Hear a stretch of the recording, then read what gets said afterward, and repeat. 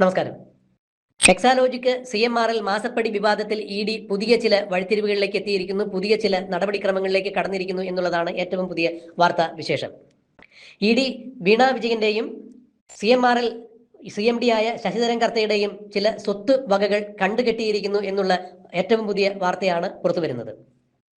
CMRL CMD ആയ ശശിധരൻ കർത്തയുടെ 11.7 കോടി രൂപയും അതുപോലെ ശശിധരൻ കർത്തയുടെ മകനായ ശരൺ കർത്തയുടെ 2.96 കോടി രൂപയും ശശിധരൻ കർത്തയുടെ ഭാര്യയുടെ 5.177 കോടി രൂപയും അതുപോലെ മകൾ ശിഖ കർത്തയുടെ 138 കോടി രൂപയുമാണ് ED കണ്ടു കെട്ടിയിരിക്കുന്നത്. ഇതിൽ വീണ വിജയന്റെ 2.61 കോടി രൂപയും കണ്ടുകെട്ടിയിരിക്കുന്നു. മറ്റ് ഒരു 16.5 ലക്ഷം കോടി 16.5 ലക്ഷവും കണ്ടുകെട്ടിയിരിക്കുന്നു എന്നുള്ളതാണ് എടുത്തു പറയത്തക്ക രീതിയിലുള്ള വാർത്താ വിശേഷങ്ങൾ. പിണറായി വിജയന്റെ മകളായ വീണ വിജയൻ പിണറായി വിജയന്റെ വീടിനോടനുബന്ധിച്ച് 80 സെന്റ് സ്ഥലം വാങ്ങിയിട്ടുണ്ടായിരുന്നു. ഈ സ്ഥലവും കണ്ടുകെട്ടിയ വസ്തുവകകളിൽ പെടുന്നു എന്നുള്ളതാണ് ഏറ്റവും പുതിയതായി വരുന്ന വാർത്താ വിശേഷം. CMRL എക്സാലോജിക്ക് മാസപ്പടി വിവാദവുമായി സീരിയസ് ഫ്രോഡ് ഇൻവെസ്റ്റിഗേഷൻ ഓഫീസ് അന്വേഷിക്കുന്നുണ്ടായിരുന്നു. സമാന്തരമായി ഈ കേസിൽ കള്ളപ്പണം വെളുപ്പിക്കലുമായി EDയുടെ അന്വേഷണവും നടക്കുന്നുണ്ടായിരുന്നു. ED തിരുവനന്തപുരത്ത് ബേക്കറി ജംഗ്ഷനിലുള്ള പിണറായി വിജയന്റെ വാടക വീട്ടിൽ ഏതാണ്ട് 10 മണിക്കൂർ നേരമാണ് റെയ്ഡ് നടത്തിയത്. അന്ന് വീണ വിജയന്റെ പാസ്ബുക്കുകളും അതുപോലെ തന്നെ വീണ വിജയന്റെ അക്കൗണ്ടിൽ ഉണ്ടായിരുന്ന ഏതാണ്ട് 19 കോടി രൂപ മരവിപ്പിച്ചിട്ടുണ്ടായിരുന്നു. അതിന് പുറമെയാണ് ഇപ്പോൾ വീണ വിജയന്റെ ഈ സ്വത്ത് മരവിപ്പിച്ചിരിക്കുന്നത്, കണ്ടുകെട്ടിയിരിക്കുന്നത് എന്നുള്ളത് ആണ് എടുത്തു പറയേണ്ട ഒരു കാര്യം. CMRLന്റെ ഏതാണ്ട് 185 കോടി രൂപയാണ് ഇപ്പോൾ കണ്ടുകെട്ടിയിരിക്കുന്നത് എന്ന് പറയുമ്പോൾ അതിന്റെ വിശദാംശങ്ങളാണ് നേരത്തെ സൂചിപ്പിച്ചത്. 11.7 കോടി രൂപ ശശിധരൻ കർത്തയുടെയും 2.96 കോടി രൂപ ശരൺ കർത്തയുടെയും 5.17 കോടി രൂപ ശശിധരൻ കർത്തയുടെ ഭാര്യയുടെയും അതുപോലെ തന്നെ 138 കോടി രൂപ ശശിധരൻ കർത്തയുടെ മകളുടെയും കണ്ടുകെട്ടിയിരിക്കുന്നു എന്ന് പറയുമ്പോൾ ശശിധരൻ കർത്തയും ഈ കേസിൽ വെട്ടിലായിരിക്കുന്നു എന്ന് വേണം പറയാൻ.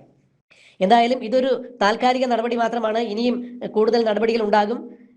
ശശിധരൻ കർത്ത തന്റെ കമ്പനിയിൽ വലിയ ക്രമക്കേടുകളാണ് നടത്തിയിരിക്കുന്നത് എന്ന് തന്നെയാണ് മനസ്സിലാക്കുന്നത്. അതായത് സർക്കുലർ ഫണ്ടിംഗ് വഴി ഏതാണ്ട് 15 വർഷം കൊണ്ട് വൻ കോടികളുടെ, അതായത് 185 കോടിയിൽ പരം രൂപയുടെ തട്ടിപ്പാണ് ശശിധരൻ കർത്ത നടത്തിയിരിക്കുന്നത് എന്ന് പറയുമ്പോൾ ഇത്തരം കാര്യങ്ങളിലേക്ക് ED കൂടുതലായി കടന്നു ചെല്ലുന്നു. വീണ വിജയന്റെ 2 തവണ വീണ വിജയനെ റെയ്ഡ് ചെയ്തതിലൂടെ, 2 തവണ വീണ വിജയനെ വിളിച്ചു വരുത്തി ചോദ്യം ചെയ്തതിലൂടെ എല്ലാം നിർണായകമായ വിവരങ്ങളാണ് EDക്ക് കിട്ടിയിരിക്കുന്നത്. സീരിയസ് ഫ്രോഡ് ഇൻവെസ്റ്റിഗേഷൻ നേരത്തെ നടത്തിയ ചോദ്യം ചെയ്യലിൽ വീണ വിജയൻ CMRL എന്ന കമ്പനിക്ക് വേണ്ടി യാതൊരു തരത്തിലുള്ള സേവനവും നൽകിയിട്ടില്ല എന്നവർ പറയുകയുണ്ടായി. CMRL ശശിധരൻ കർത്തയും 2024 EDക്ക് നൽകിയ മൊഴിയിൽ പറഞ്ഞിട്ടുണ്ടായിരുന്നു വീണയുടെ ഭാഗത്തു നിന്നും ഒരു തരത്തിലുള്ള സേവനവും കിട്ടിയിട്ടില്ല, പിണറായി വിജയന്റെ മകൾ എന്നതിന്റെ പേരിൽ മാത്രമാണ് വീണയ്ക്ക് തങ്ങളുടെ കമ്പനി കരാർ കൊടുത്തത് എന്നൊക്കെ ശശിധരൻ കർത്ത കൃത്യമായ വിവരം പറയുകയുണ്ടായി. അതായത് വീണയെ എനിക്കറിയില്ല, മുഖ്യമന്ത്രിയുടെ മകൾ എന്ന രീതിയിൽ വീണയ്ക്ക് കരാർ കൊടുത്തു, പണം കൊടുത്തത് അതുകൊണ്ട് തന്നെയാണ്. അതായത് അനധികൃതമായി കൊടുത്തിരിക്കുന്ന പണം അഴിമതി നിരോധന നിയമപ്രകാരം അതിൽ വരുന്നു. മാത്രമല്ല കള്ളപ്പണം വെളുപ്പിച്ചതുമായി മറ്റൊരു കേസ് കൂടി